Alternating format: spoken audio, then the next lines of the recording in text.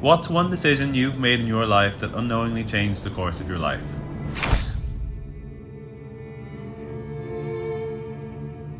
What's one decision you've made in your life where the weight of that decision had immense consequences to how you would live your life for the next 10 years?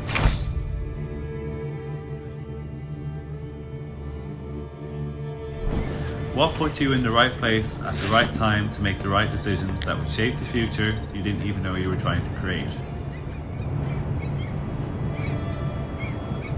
Well, for me, it was meeting a man named Brian Lennox in a football field in Cork 3 years ago.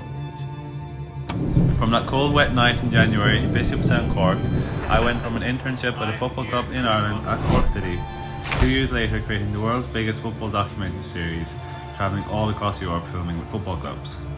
All because of one conversation. One stranger who took a chance on me. One human being who invested in my story. This is Cork City, the football club and city that changed my life forever, and let me explain how. I feel once you experience again, with a proper atmosphere, you won't forget it. It's the real deal. There's an infectious energy walking there. There's a certain arrogance, cockiness, and ignorance. The Cork people who the rest of the country, we don't care what you think about us. We are the best. We all love you both.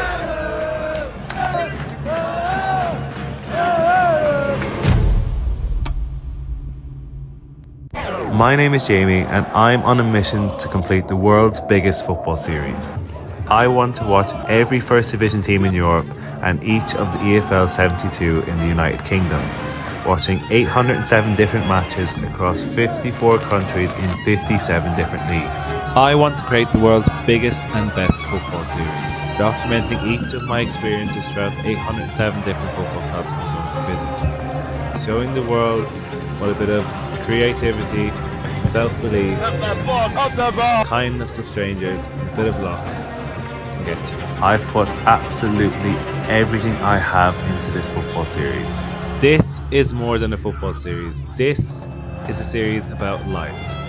This is Europe 1307. Imagine not liking football. Imagine not liking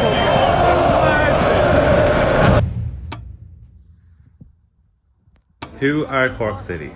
Cork City were founded in 1984 following the bankruptcy of Cork United in 1982. In 1986, Cork moved to Turner's Cross. They are 3 times League of Ireland champions and 4 times FAI Cup champions, one of the biggest supported clubs in Ireland. They played the first European matches in 1989, losing to Torpedo Moscow in the European Cup Winners' Cup. They famously drew against Bayern Munich in 1990 1-1 at Musgrave Park. League of Ireland fans will remember their iconic League and Cup rivalries against Dundalk from 2014 to 2018. Finished second 3 years consecutively to Dundalk from 2014 to 2026. A 2016 FAI Cup final win against Dundalk, 3 President Cup wins from 2016 to 2018, and a league double in 2017 over Dundalk.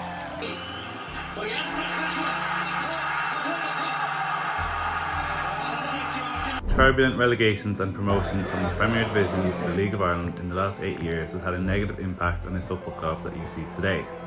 But what you might not be aware of was the takeover of Cork City in 2001, moving Cork into the professional era by local businessman and my friend Brian Lennox.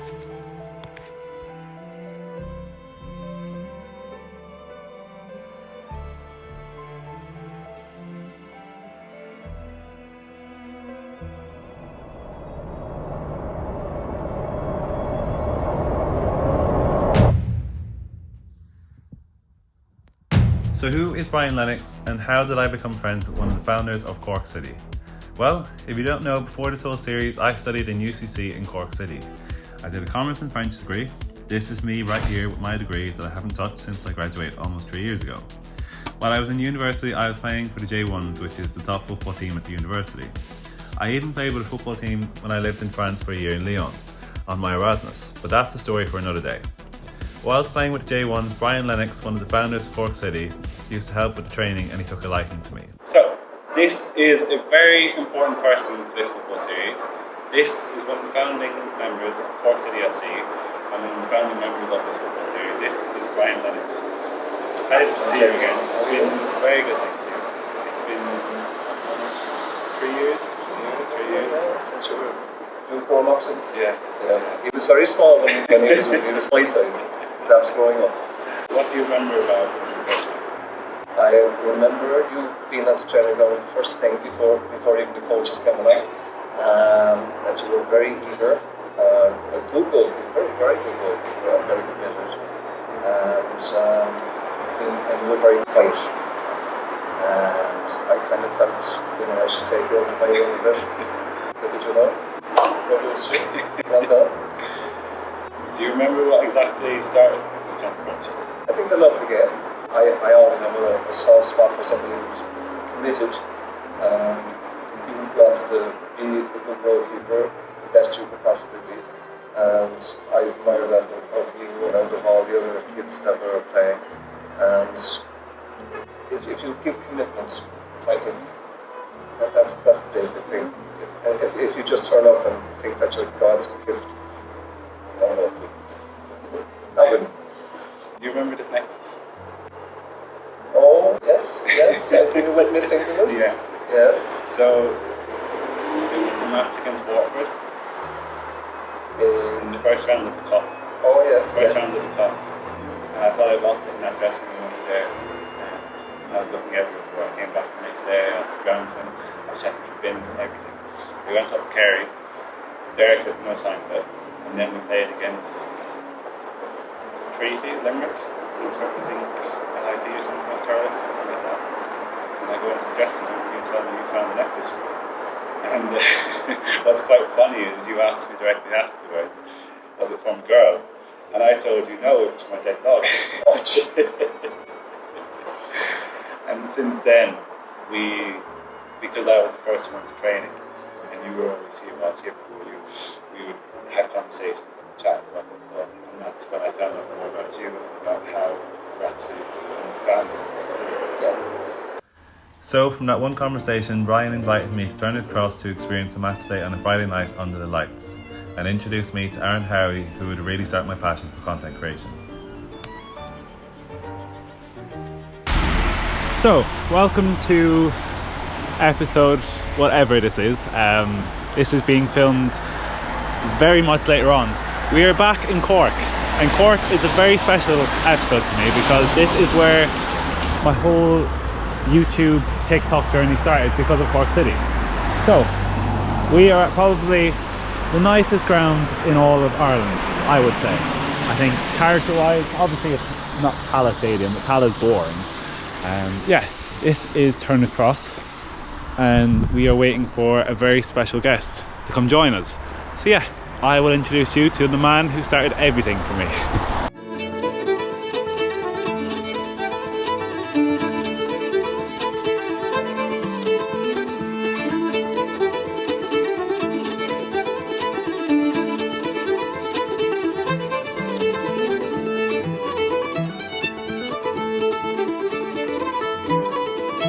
This is a very, very special guest today.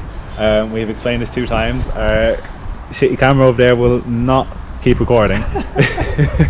So, this is Howey, the graphic designer, social media.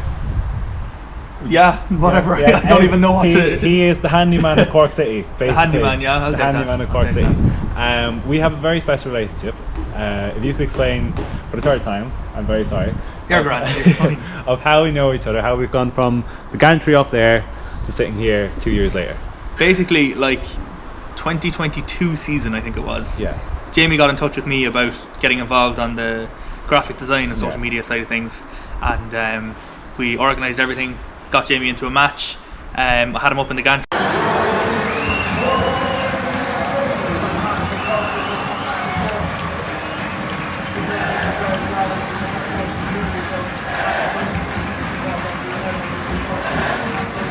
He helped with some of the social media stuff and the live stream and stuff like that, and obviously got a taste for the behind the scenes aspect of football, and here we are 2 years later. 2 years later, we are back in Turner's Cross. Beautiful, absolutely beautiful. Best stadium in the world. Stadium. There's no other stadium in Ireland that has a corner flag, a pub inside the ground.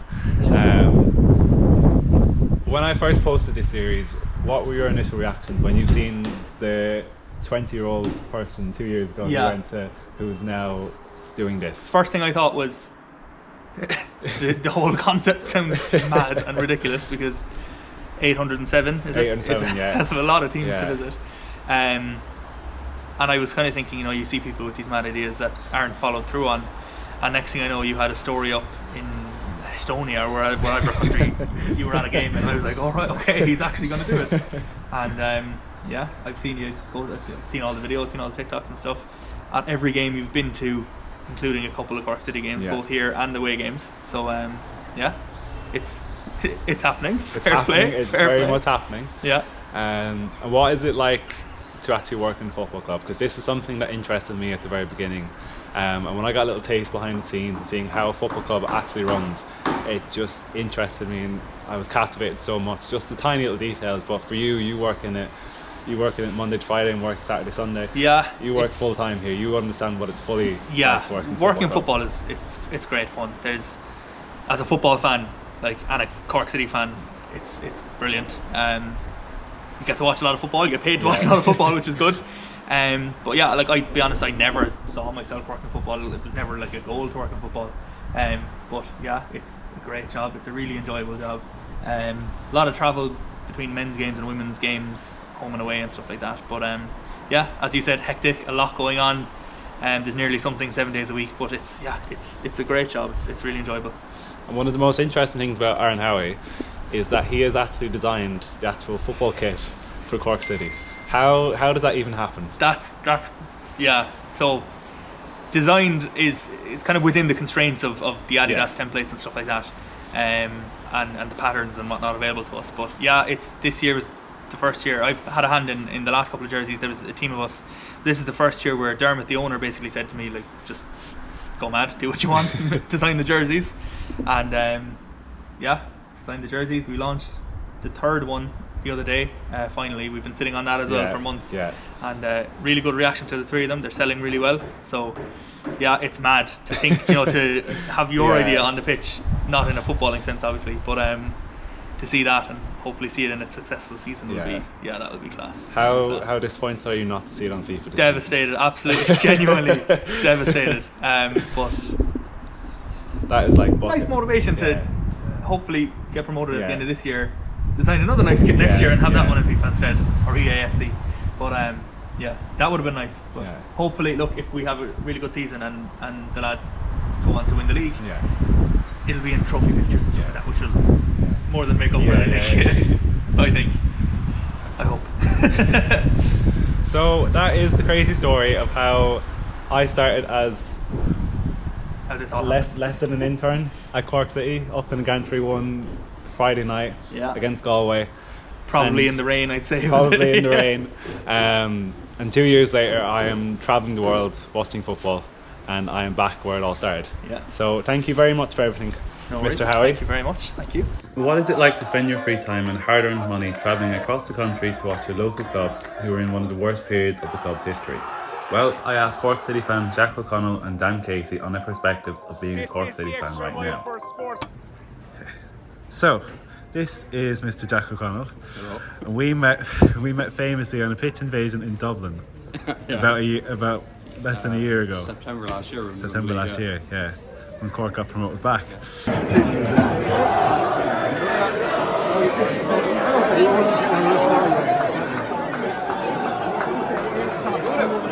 Looks like they might be going back down again. But, so how did you start supporting Cork? I was like 10 or 11. The school took us to a game. There was a full class of us went. And I know I kind of got it. I was a Chelsea fan growing up, but don't support them anymore. I don't support any English team anymore. But now, to be honest, I just go every week, up and down. It's miserable. It's miserable. But now it was, to be honest, always something I loved. Just live football. I can barely watch a game on the telly anymore. Like, it's just boring. I'd rather be there. So, this is the infamous Dan Casey of Cork Red FM and Cork City. Oh yeah, man. Pleasure to meet you again. Good to be here. In my own studio. In your own studio. So we actually met a year and a half ago. Do you remember how we met? I was drunk as fuck anyway. I was like out by Coppers anyway. I'd say that was how we met somehow. Yeah. So it was just after Shamrock Rovers versus Bohemians. So I went to Shamrock Rovers game, and we met up in Cotters. We went to a few different pubs. You were quite drunk. Well, scurrilous rumours. By yourself. And then you went back home, drunk as a skunk. Alright, we got fucking that fact, alright? And then I went to the airport to sleep overnight, and then I flew to. You're a psycho, When did your relationship start with Cork City? Because a lot of people, they grow up with Liverpool fan, Man United fan, Arsenal fan. When did that connection with actually going to Turner's Cross start? Yeah, I was probably no different like most Irish people out there. I was probably no different. Followed Man United, but then I kind of got sick of them winning when I was young fella, so I was like, who else can I support? And I swear to God, before they started winning anything, I actually picked Man City. I was like, they were kind of they were sitting like 10th levels in the table, mid-table. I was like, nice mid-table club now, might be a bit of excitement. Didn't like they started winning everything all around, and then Salah, Mane, Firmino came along that era of Liverpool, and I was obsessed with that era. Then I kind of started looking over, and I was like, what's this Cork City thing about? I played a match at half time there before. It was against Limerick FC. That was about as far as I got. My mum took me to that one. I think it was like 10 or 11 years old. She was like, yeah, you're not going back. She was like, she thought it was quite rough or something like that. Maybe she was right. I think the league around has moved on a bit since then even as well. Which might be no harm, but I suppose we kind of started, even when Cork City were doing well, I probably was a late comer to us actually succeeding as a football club.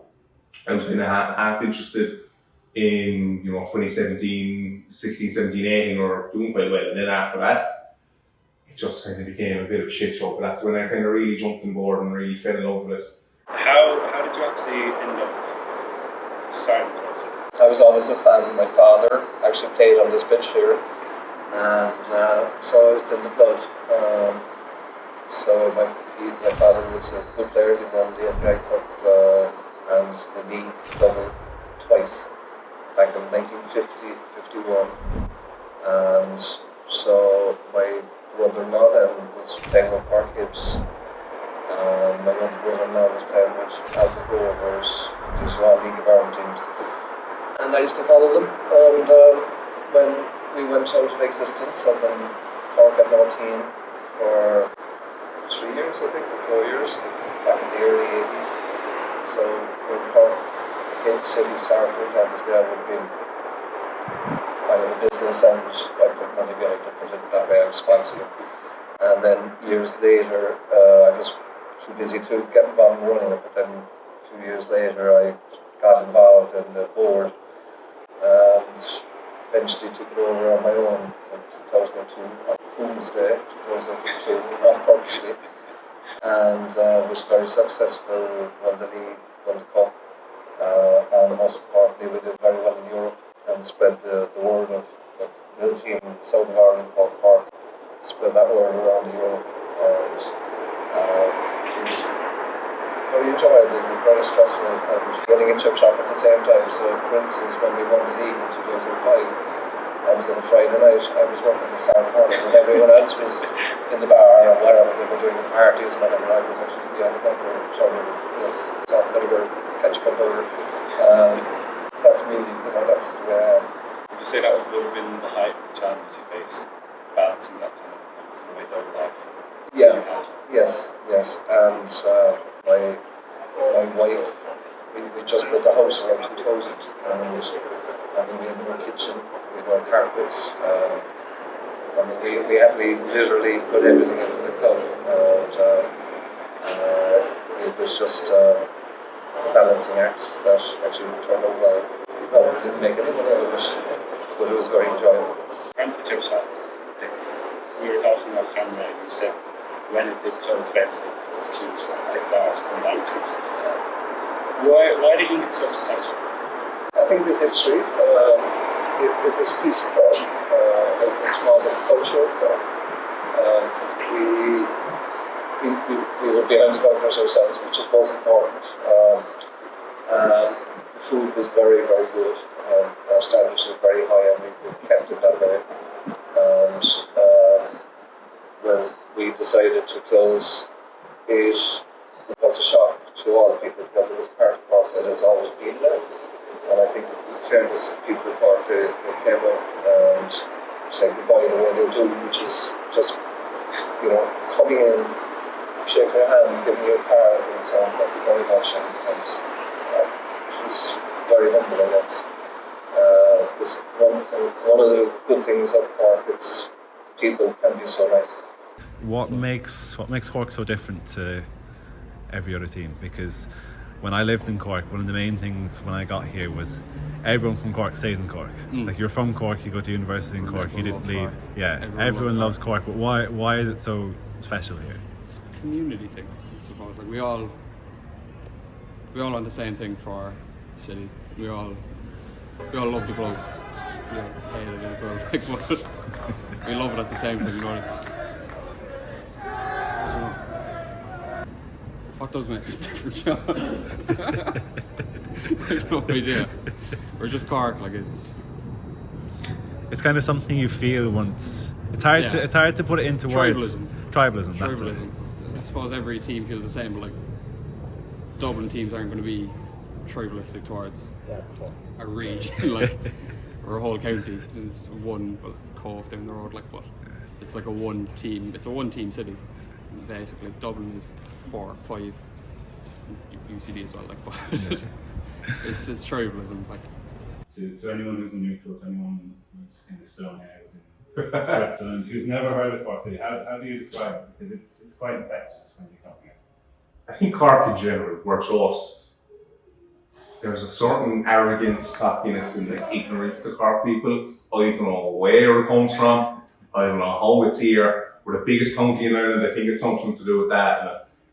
And far people might not know, it's considered the real capital of Ireland by those of us down here, because we're the biggest. Population, 500,000, good spread throughout the country. I don't know, there's just an infectious energy walking through there. I live in Dublin now. Just walking through the streets of Dublin and walking through the streets of Cork is just night and day. It's such a pleasure to come back to Cork, it really is. There's just such calmness in the air or something like that. People come up to you and say, hey Dan, what's going on, talk about a match and things like that. And Cork people are very outgoing and friendly as well, I think. It's maybe not. Dublin people are as well, to be fair, but I think there's just a difference about it. And yeah, just a bit of cockiness, a bit of arrogance. We're missing that from the football club. Top to bottom at the moment. I just feel like we haven't brought that to the fore, and when we were winning shit, that's when it came out. As a football club, that's when Cork people are at their best, when we're going, screw the Dubs, like, screw the rest of the country, we don't care what you think about us. We are the best.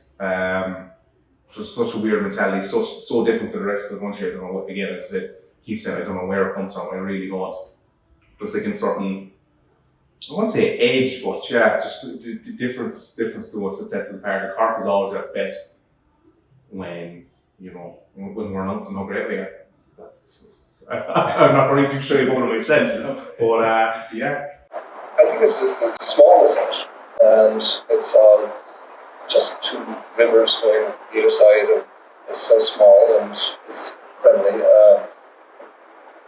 And the friendliness is that you literally walk down the street with a child. A while ago, there was a woman who came up to me and she says, morning, and you look at many other places, people should take time to look at people's faces, and Cork they do that. They don't put their head down, they're actually looking up, and it's very unique. And as I mentioned earlier, Cork had some European success as they started to get a foothold in Europe with famous results such as the 1-1 against Bayern Munich in 1991. But what was it like for Brian as he took his small football club from the south of Ireland into the European spotlight? When we used to go to Europe, it would be the day before the game, we'd have a get-together with the opposition president and all the entourage. I'd be representing Cork, and I was in North and then these would be presented to sport and cycling and that. We were last night, these people representing Cork, and those type of things I respond to. What do you think meant more personally for you?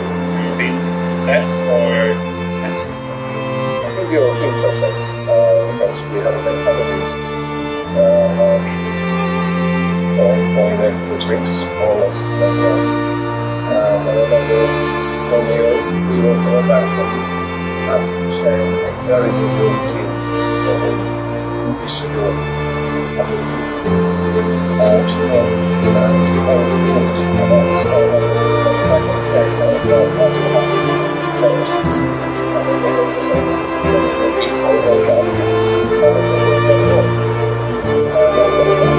Don't have to because you're going to go there. You know, and somebody's not successful. First time, as I said, I'm going to turn on that place. I'm going to do it. And you get rid of the points out of the country.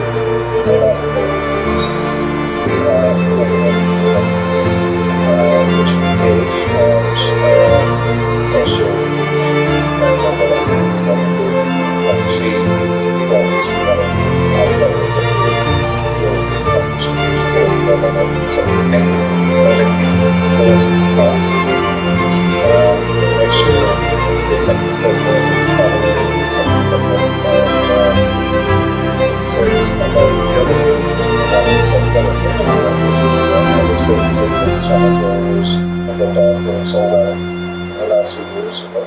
I think it started, in my opinion, it started with the mentality of the chairman and giving them good okay. We stayed in the best hotels. We went out, we were prepared early, we went out three days before the game, prepared ourselves ready, and we flew back straight after the game. There's no hanging around, it was straight on the bus, straight on back to Cork because we were in the game next Friday. So it was one professional,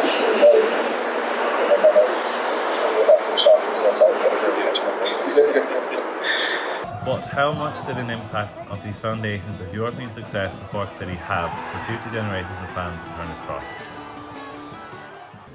Weirdly enough, and it probably was the likes of playing in Europe. I think that caught my attention. I went to a match with Genk in some European qualifying round, and I couldn't tell you what it was, but I think that was again back in that era. Kind of became hooked by the atmosphere. I know a lot of people were giving out about the fair weather fans and things like that, and rightly so. I'd probably be doing the same now, to be quite honest, because it's all out that day. But that's what kind of got me into it. I saw the atmosphere, the shade, I saw how much it meant to people. We sat in the St. Anne's end next to the Genk fans, and I just started getting hooked from there on in, and I gave it a go into the league very match. I couldn't tell you when my first proper one was.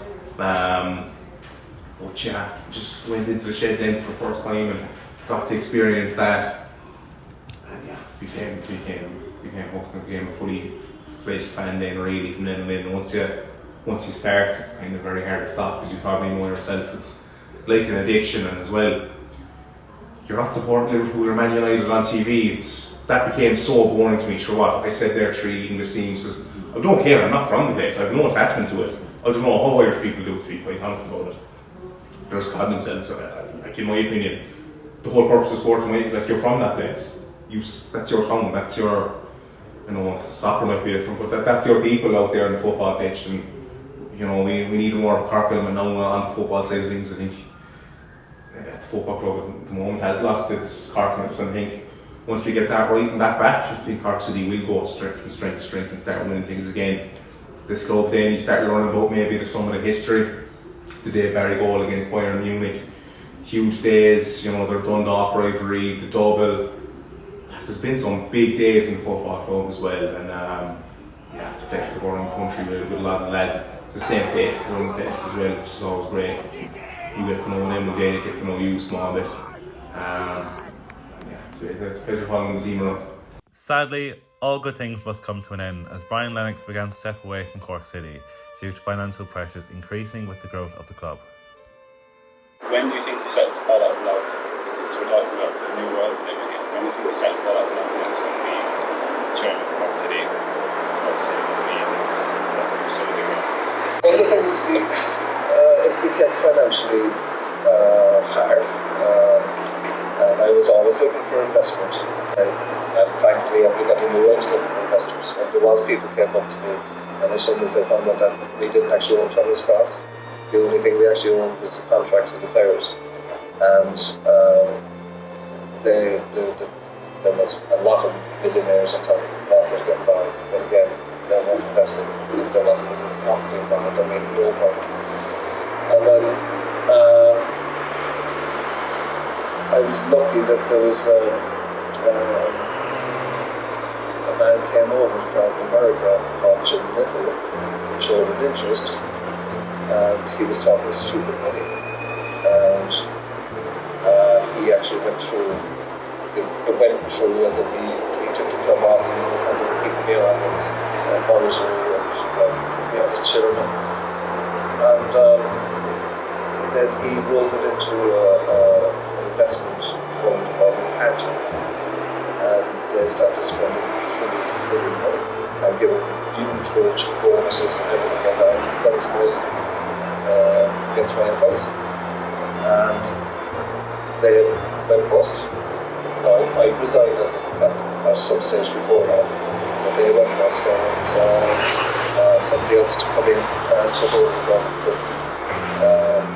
So it was the reason I got it was based on going on my church operation.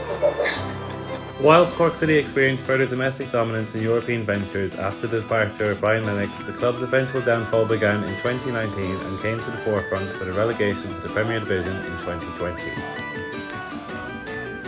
And how would you put it into words, I suppose, Cork being one of the most dominant clubs in the League of Ireland history to have experienced what they've experienced in the last 10 years? Miserable. Absolutely miserable.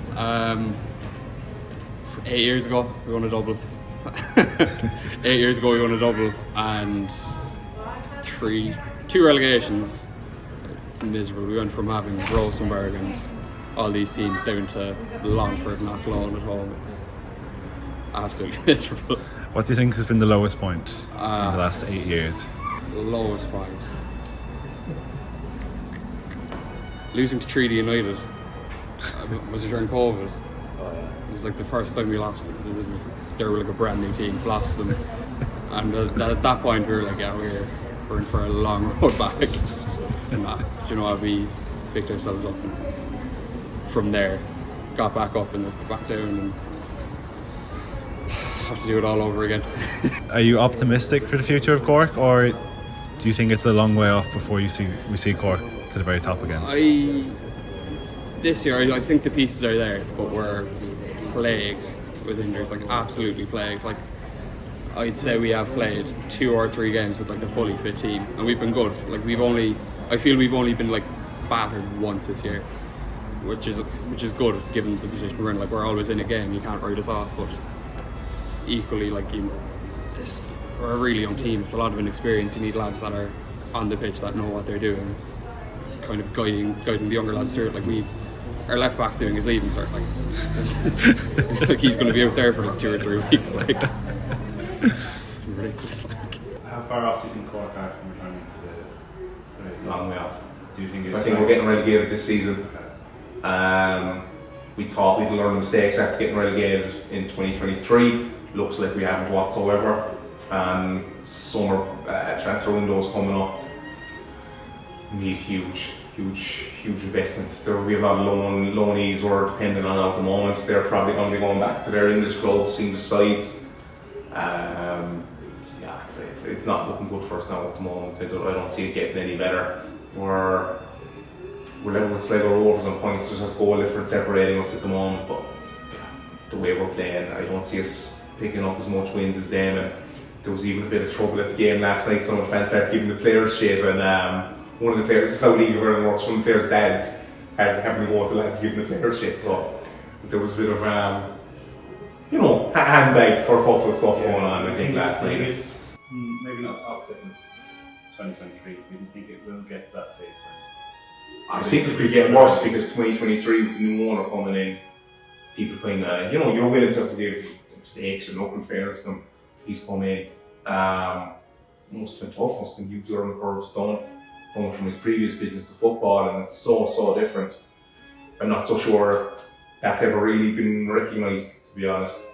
But yeah, it is what it is. I think it could be worse if we go on this time, to be honest with you. I know the players got a lot of shit on the pitch in Tallinn in 2023, the relegation playoff final. But I was out on the pitch there doing social media stuff for a company at the time. You couldn't hear any stuff, so people were saying it was harsh. You couldn't actually hear any individual shouts. It sounded like a wall of noise. I think this year it's going to get a lot more vicious. People are fed up. I'm walking, travelling the country and spending huge money. There's people I know who go to every single away game, going up to Sligo, maybe not staying the night even, but like huge dedication. Going up, that's a 5.5 hour trip or whatever it is. Coming home that night maybe 4 o'clock next morning. That's, you know, people are trying to voice their frustrations. And another year in the graveyard that is the first division. Oh my god. There's nothing more depressing like, than Premier Division when for a club as big. Like no one gives a shit, with no disrespect to the likes of Kerry. Kerry was great with Gretzky actually then coming along, but no disrespect to the likes of the small clubs like Dundalk, like Longford. Yeah, you know, it's just not where you want to be like. Do you think that's a problem with the structure of the League of Ireland, that if you want to grow and become the best, you need external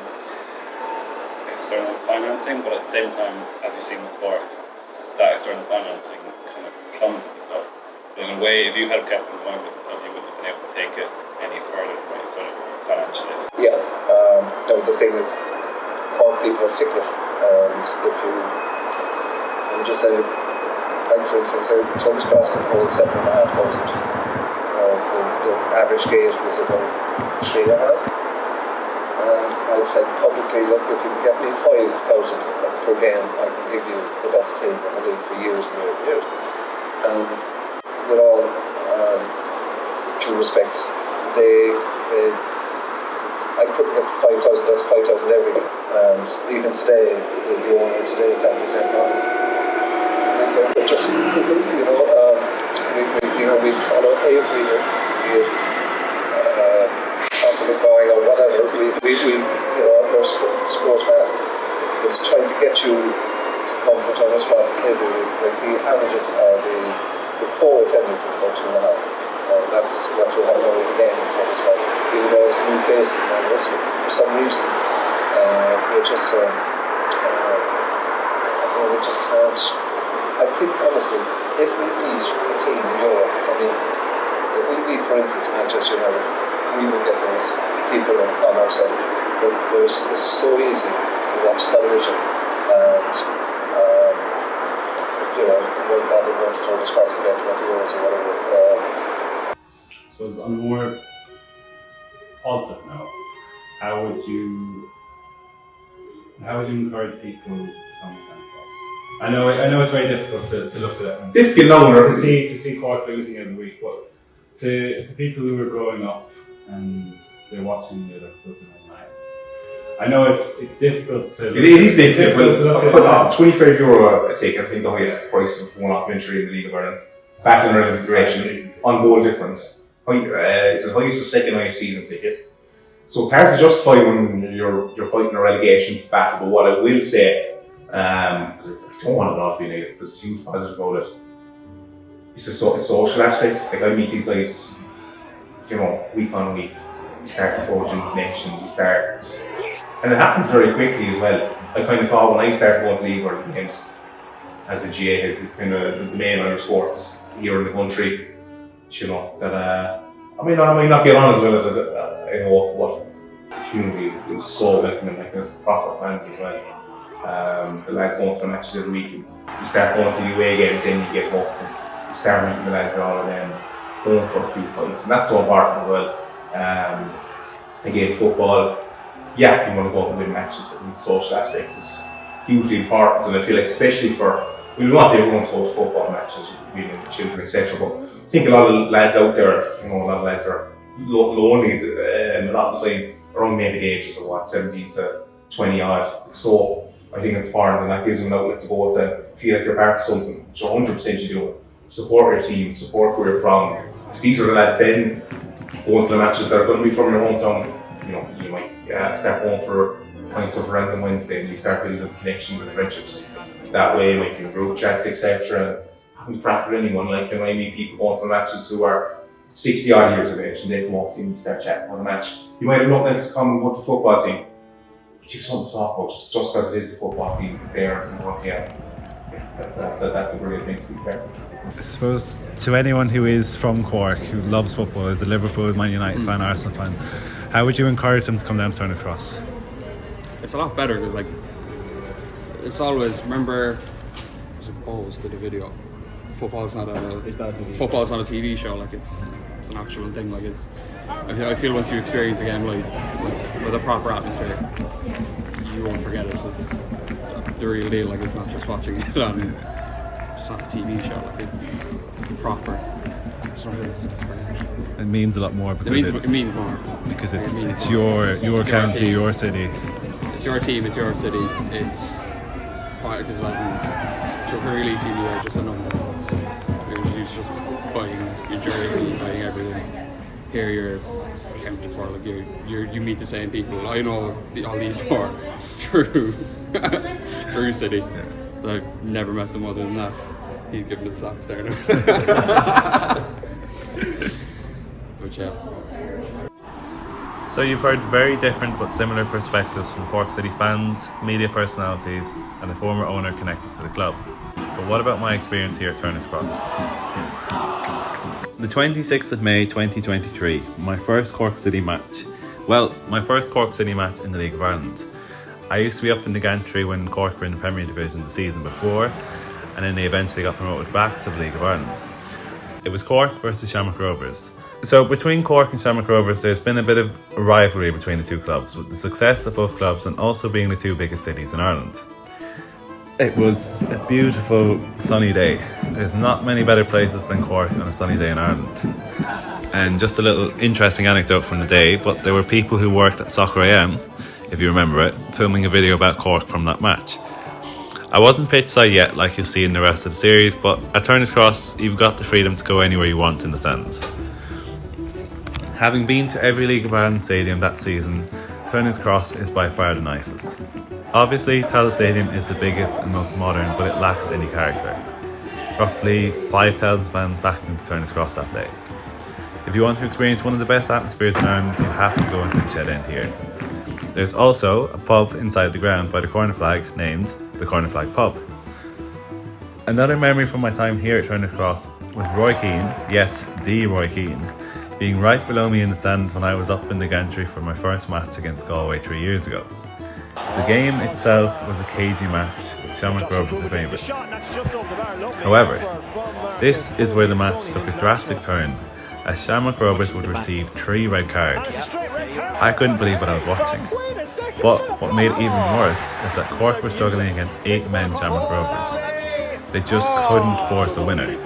But in the 85th minute, up stepped Rory Keating to send Turner's Cross into raptures.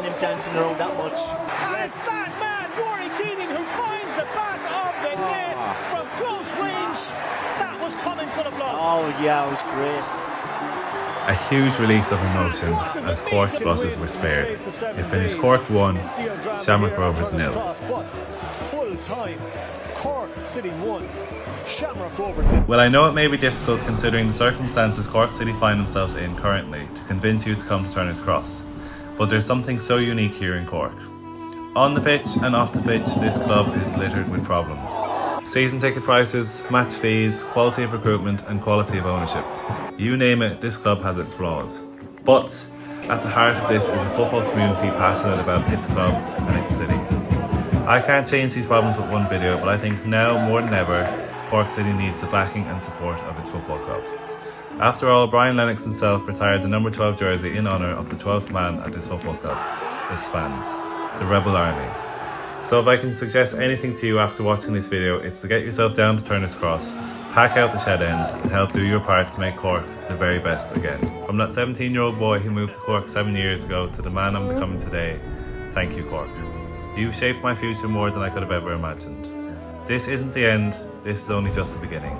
As always, grazie mille and ciao ciao. Yeah, okay. He's a happy chap. He's very happy. Thank you very much, man. That was a pleasure. Where was supposed to go? watching like all this like cinematic shit on like YouTube, and I've just been kind of like obsessed now with just like playing around. It's just like little bits of B-roll, like zooming in here to this like to the church. Like this is 150 meters zoom, and